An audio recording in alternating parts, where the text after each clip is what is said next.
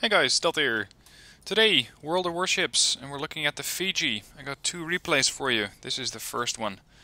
Fiji is a very good Tier 7 British cruiser. It's not for everyone, as it is really squishy. It doesn't have any armor. Well, actually it does have some armor, but you need to be really angled in order to make that work. And today I am platooned up with the Vem, who's also in his Fiji. And today we're going to be pushing some of these areas together. The sea area over here on the map is of course the most suitable, or at least I find it the most suitable for the Fiji, as you don't really have the smoke permanently. So sometimes you're going to have to dash behind an island, take cover, and then push out from there once your smoke is recharged. Now Fiji has quite a nice amount of weaponry. You only have the AP armament, but you do have 12 guns. Situated in 4 different turrets. You have 2 separate torpedo mountings, of course both on sides of the ship. You got 3 on this end and the other 3 on the other side. They cycle pretty quickly. Your torpedoes reload in about 67 seconds, I believe, 64 seconds, something like that, depending on your captain skills as well. And the main guns cycle very quickly. They take 7.5 seconds to reload, which is really nice, as it makes it so that you can pretty much continuously put out damage. Now the matchmaking in this one was absolutely heavenly. There was just a load of tier 5s, some tier 6 and a few tier 7s. We have an Atlanta and a York, both of which are pretty dangerous ships to me, because the Atlanta can keep pouring HE into me and the York can completely wreck this ship with armor penetration or armor piercing rounds. So I need to be very careful with these two and try to take them out initially. I have this ship set up in a very camouflagey way. It's very difficult to detect. At 10 kilometers out, that's very low for a cruiser. So I'm trying to push in as far as possible without firing, even if ships are in range. I don't want to give my position away just yet. Which is more or less working, but I know that there's a Gnevny on this side, and potentially another ship somewhere nearby. Potentially the other destroyer, because there's usually, especially if there's 4 destroyers, multiple going to several different directions. So I'm expecting the Minakaze group to go to sea, where they can do a bit of torping on us. Now the battle kicks off. A couple of ships already spotted. I try to slow down as fast as possible, so I make a few turns, making sure that the ship is no longer sailing at full speed. Slow down, pop the smoke, and make sure I just hide inside the smoke. And of course, the moment that I actually stop and hide inside the smoke, the York has disappeared. Immediately, we got a torpedo wall coming towards me. This means that, considering the size of that thing, there must be multiple ships firing these torpedoes. So it's potentially both of the Minakazes. I'm already warning them behind me that there's a torpor inbound, and that basically we cannot really stay inside the smoke in the current angle, so we have to move a little bit to avoid those. In the meanwhile, I'm working over this York as fast as possible, because he is a massive threat. Some rounds just harmlessly bounce off, but most of them actually do a fair amount of damage, and this York is also being engaged by other targets. The York has, unfortunately for him, run aground, so Vem puts another salvo in. You can see a couple of torpedoes passing by, and Vem takes him out, giving him first blood.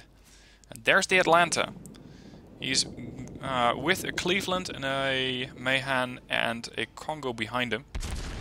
The Atlanta for me is the biggest issue right now. I'm also trying to save this Bliskovica who is over to the right there, because with the Atlanta out he has a significantly better chance of survival. But the Atlanta just puts out so much DPS that it is really difficult to kill that thing before it killed the DD. So we're 2 destroyers down. We killed one of their tier 7s, and my smoke is about to run out. So this is a situation where you have to make use of that excellent British acceleration and get yourself out of trouble. So we have to start moving. We know that there's a lot of smoke. We know that there's at least 1 destroyer there. There is the Atlanta and there is the Congo. Now I'm now actually inside Vem's smoke, who's still right beside me. He took a few hits there. He's down to 18,000 hit points, but he's already getting a bit repairs in. Repair on these British cruisers is nothing short of fantastic. It is very, very good at just fixing up your ship. Now, with just a couple of ships moving even towards the side of the map, I'm just going fuck it. I'm going to pull right into sea, try to capture it from the enemy, and in the meanwhile, I'm going to wait for my smoke to recycle, get my torpedoes in the water, which have a range of 8 kilometers, try to hit the Bayern, try to hit the destroyers, potentially kill off the Atlanta, and actually the Atlanta's already dead, so that's not even a problem. And immediately I run into the Mayhan. So, hydroacoustic search active. He was firing his torpedoes in a bit of a panic. So the first salvo comes in, I slow down, make a turn, and the second salvo completely misses me as well. But beware of these US things, because they have, especially the Mayhan, has another salvo on the other end. And as I was dropping torpedoes in the water, my secondary guns actually took out the enemy. So your secondary guns can do quite a decent amount of damage. Not terribly accurate, but it does work every now and then. It does mean that you're very close to the enemy, as they have a range that is, I believe, 3 to 6 clicks. I think more along the lines of 3, but I barely use them, so I don't pay a lot of attention to it. I'm waiting for my torpedoes to cycle, and I already have my smoke screen standing by, so I'm nudging forward just a touch, trying to get eyes and especially guns on the Cleveland. There it is. Torpedoes are no good. They still have 22 seconds on them. But my guns can easily wreck this ship. Look at that, 5,000 damage in one salvo. And I can continue to do that every couple seconds. 2,500. My secondaries, for some reason, managed to put this guy on fire at a range of pretty much 6 kilometers out. So nice amount of damage there. Last salvo goes in, but Vem gets him, and that's another ship less to worry about. Torpedoes in the water on the Bayern. He's 6 clicks out. He's perfectly moving towards my position in a perpendicular course, so he's not directly steaming towards me. If he was, that would be a problem. But in the current situation, I can do a lot of damage, provided though that I only have my forward turrets to fire at him. The rear turrets are just now clearing the island and can now join in the party. In the meanwhile, Bayern just continues to steam straight ahead, straight into my torpedoes, and this is when those single fire torpedoes just come in beautifully. 3 torpedoes hit the target, 3 torpedoes destroy the target, and there we go. So, sea captured, multiple enemy ships sunk. There is one Congo back there, but I don't consider him too much of a problem, because we do have 2 battleships and an aircraft carrier down there. So with the 3 of them, they should be able to handle them. And considering that Vem is also there, I'm going to make my way towards the middle of the map and try to get a bit more capture points in. At this point I make a bit of a mistake, but fortunately the Koenig does not really get a citadel hit on me. He only causes moderate damage, so I immediately pop the repair ability, and that's the repair team, also known as the heal, in order to get this ship back up to at least a good amount of health. Now, with my smoke out of action, I need to make a turn every now and then to make sure that I stay behind the islands while my smoke is still recharging. And this is when the enemy aircraft carrier decides to make a run for this ship. I'm not sure if he's trying to hit me per se, but I am the easiest target, or at least the closest one. Unfortunately for him, this ship is really, really good in the AA department. Sure, it doesn't have defensive fire, but it has quite a nice amount of damage on the short range, mid range and long range AA guns. And I can engage him at 3 clicks, 5 clicks and 7 clicks range. So he's sending me a lot of planes and I'm sending them home in pieces. I pretty much shot down all of the enemy aircraft. Now of course there is a 2-tier difference. I'm fighting a tier 5 aircraft carrier. This means that once you're doing this sort of thing against, for example, a Ranger class aircraft carrier, you're not quite going to have the same results. Their hit points of the planes have increased significantly, and that means that you have to be really, really careful. Now the Koenig is moving forward. I have my smoke available, I have my torpedoes ready. The only thing is that if I pop my smoke, I probably won't be able to see the target because all my spotters, all my teammates are behind me.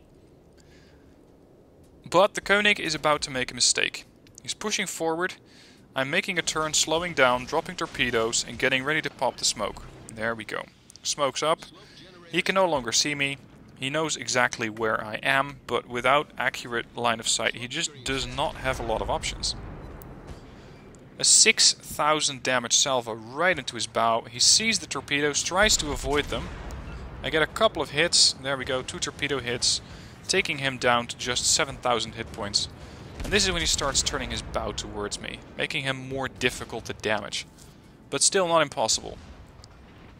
A couple more rounds going in. He has also been taking torpedoes from our aircraft carrier, and the CV just takes him out with little to no difficulty. So, time to move up. Time to capture B, and with that, move forward and get some more capture points, as well as the XP for it. But I run into a bit of a problem. I cleared my smoke a bit too soon, because my smoke is still there. It's still going to be there for about 40 seconds, which means that for the next 1 minute and, let's say, 35 seconds at this stage, I'm basically out of smoke. So I'm pointing my bow directly at the Congo here, trying to close the distance as fast as possible, while also making sure that I don't take too much damage by being bow on. Minakaze detected.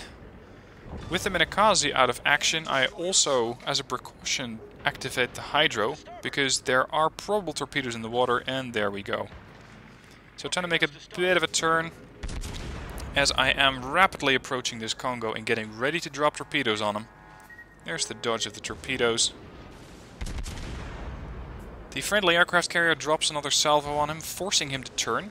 This is very handy for me because A, it limits his ability to use both of his forward and aft turrets, and it is making it so that he has to turn, which means that his turrets might not be able to keep up with the turn.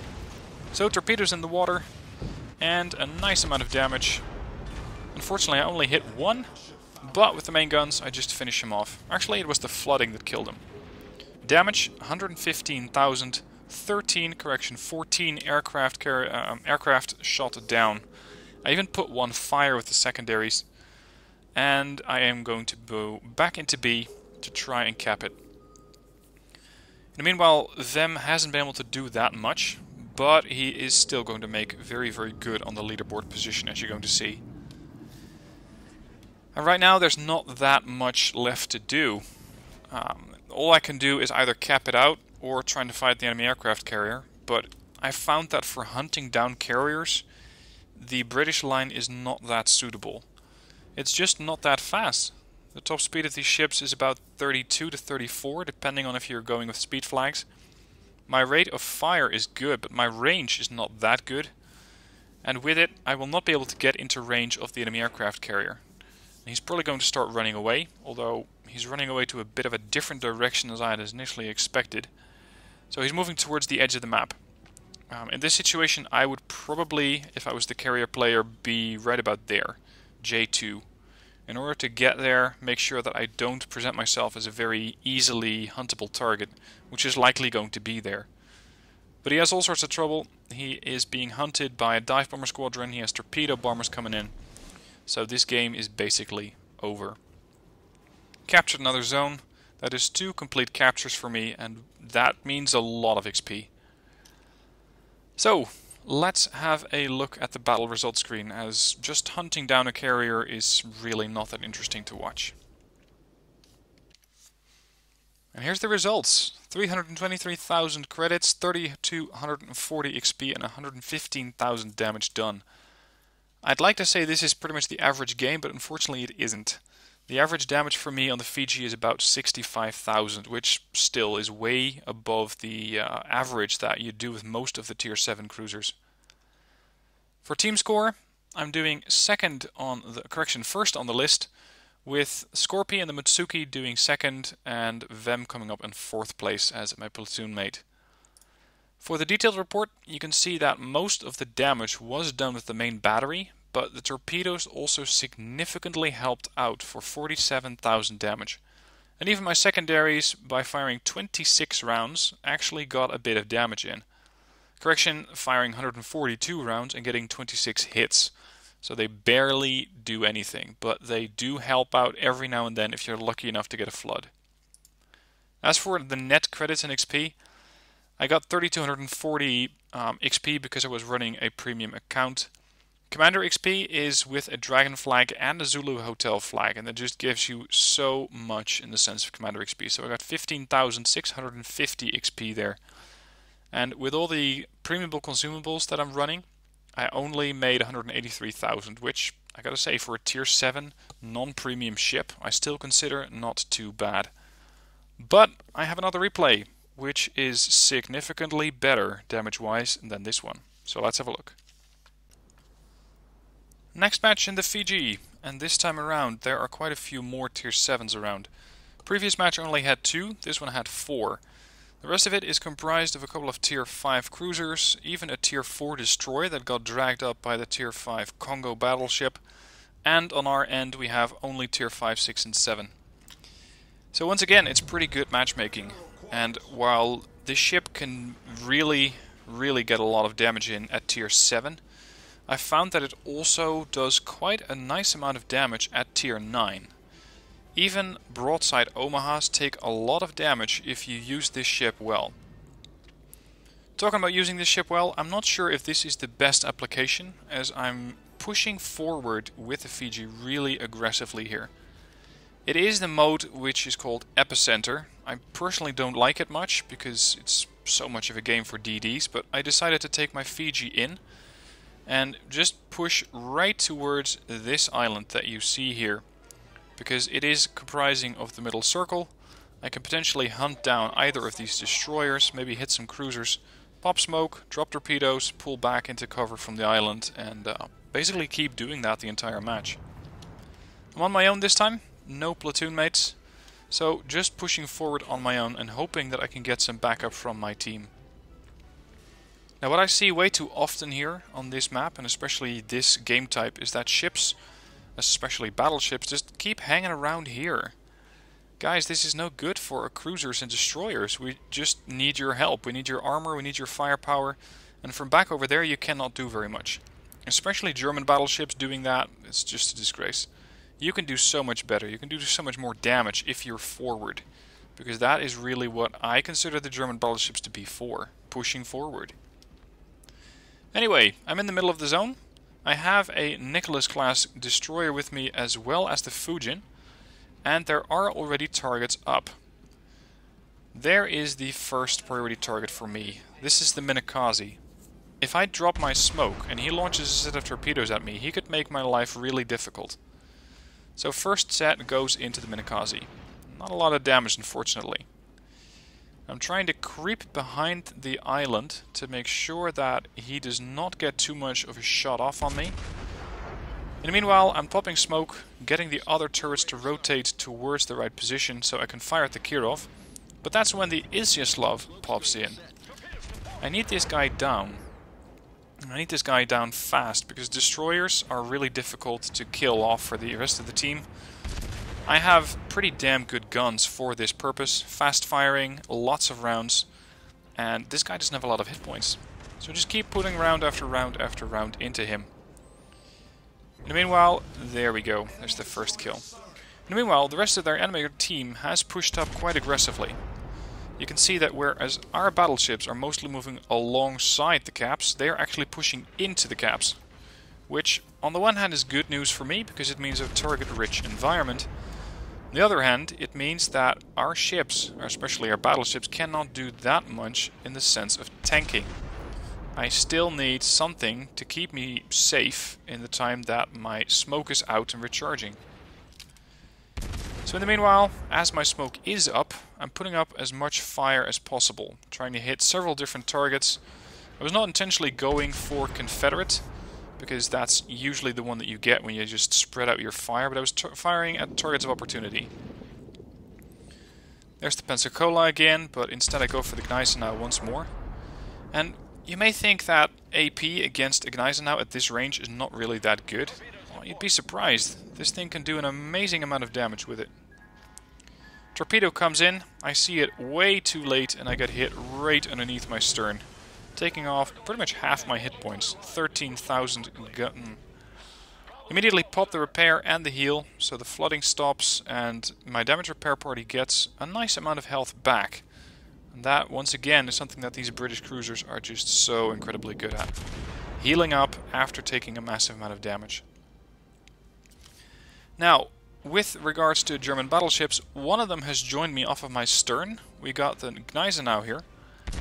And it's going to turn out to be very, very handy that this guy pushed up this far, because we're about to get into a lot of action.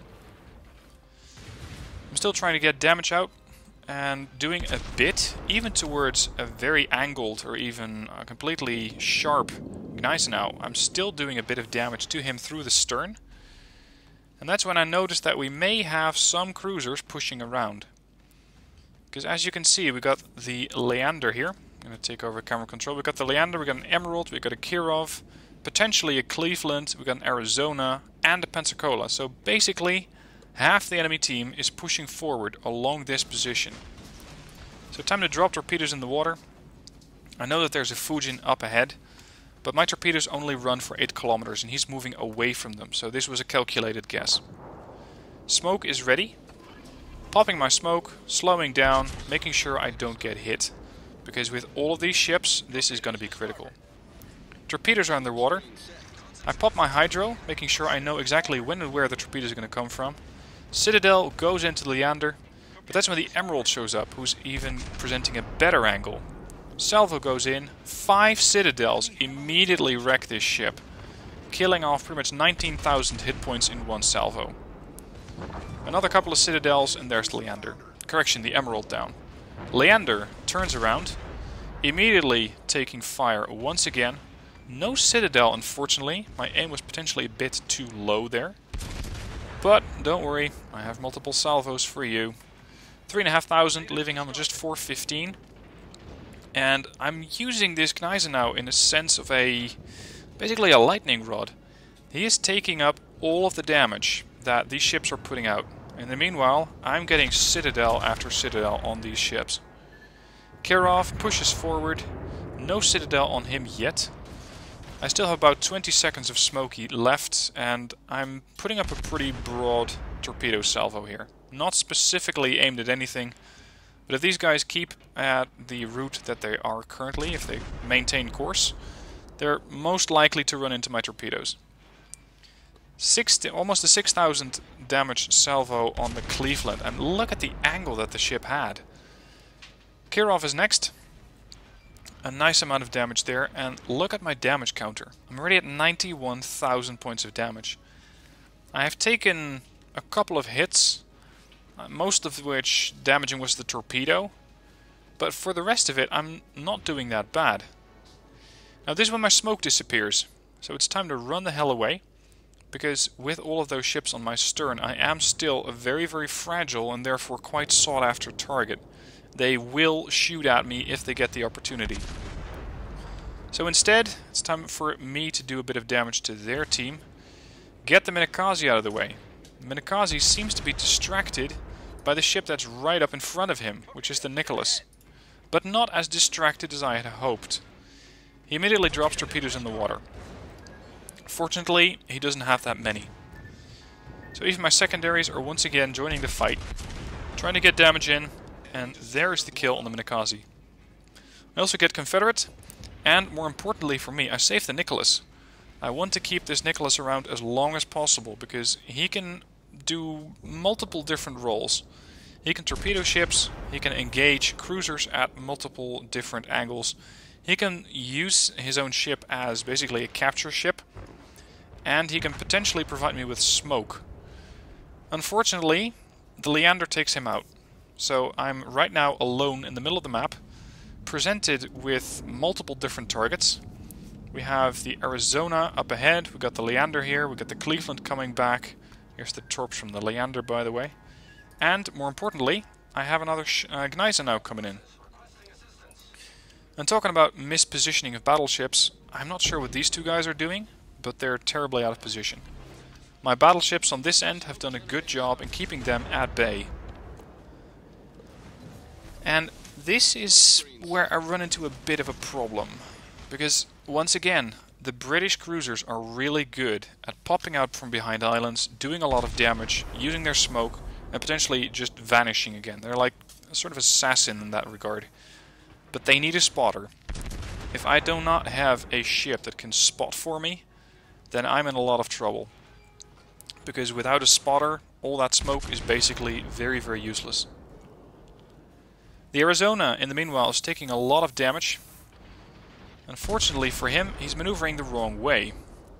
The Arizona, correction, it was the Cleveland. I'm sorry, I was firing at the Cleveland. And the Cleveland has managed to get himself aground, is now trying to reverse away, but taking salvo after salvo. 4,000 hit points left. And at this point I start to reorient my fire towards the Scharnhorst. Sorry, the Gneisenau. I always get those two confused. The Gneisenau that's coming in. Because that ship is also starting to present itself as a target. So I'm trying to get a torpedo solution. I know that my smoke is gone in more or less 30 seconds. Secondaries are already trying to get hits on the Gneisenau. And I'm being so much distracted by trying to get torpedoes in that my firing just gets progressively worse from here.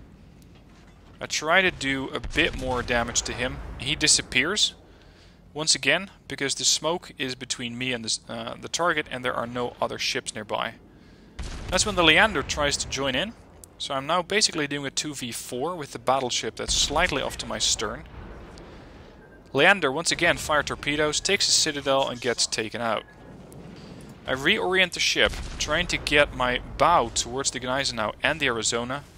And in the meanwhile, punishing either the Arizona or the Cleveland. But I decide that the Arizona is a bigger threat at this range. Big mistake, because the Cleveland could have been an easy one-hit kill there. I fire torpedoes from my port launchers, swinging around as fast as possible. In the meanwhile, gunning towards the Gneisenau and or the Arizona, whichever I get into my firing first. Torpedoes hit the Arizona, get cracking, and get high caliber. And I immediately, once it's back up, pop my smoke. Slow down as much as possible. Make sure I present myself as a very, very difficult target. I'm not sure if I was still inside the radius. Correction, I don't pop my smoke. I pop my hydro because I was worried about the torpedoes from the Gneisenau. Immediately popping smoke, and now I am no longer visible. And look at that. AP is not so useless after all. If you can do 3,000 damage salvos on the Gneisenau every couple seconds. That's what this ship does. Managed to get a couple of torpedoes in on the water. I'm not sure if they're going to hit yet, because the Gneisenau is still maneuvering quite violently. But even if they don't hit, I might still be able to get this guy using just the main guns. Look at that, a 7,000 damage salvo. Now important here is that you make sure that you don't go for the, let's say the citadel, so you don't need to try to hit this thing below the water. You need to hit the superstructure. That is really where the damage is. That's where you can really get most of your damage done. This is when the Cleveland is finally getting back into my view, or at least it's been spotted for quite a while, but I just was not paying attention to it. Should have killed it a long time ago, because all the while it's continued to try to fire at me and do damage to my teammates. So bad choice by me there. And even with the salvos going in, I still don't kill him. But there we go. Last salvo that I wasn't even following anymore managed to kill the Cleveland. Next salvo goes in on the Gneisenau, and we're about to take this ship out as well. Continuing to do damage. 174,000 damage done and counting. And this is when the other battleships try to join in as much as possible and do a significant amount of damage. Unfortunately, I don't quite get the kill. I drop torpedoes to make sure that this guy cannot turn in, although they are not going to be in range. My torpedoes have a range of 8. He has a, he's already at 11 clicks out, so it's not likely to happen. And somebody else gets the kill. And here we go, this is the results from this battle. 493,000 credits received. The XP is something that you need to be looking at the credits and XP page. I'm going to explain why in a minute.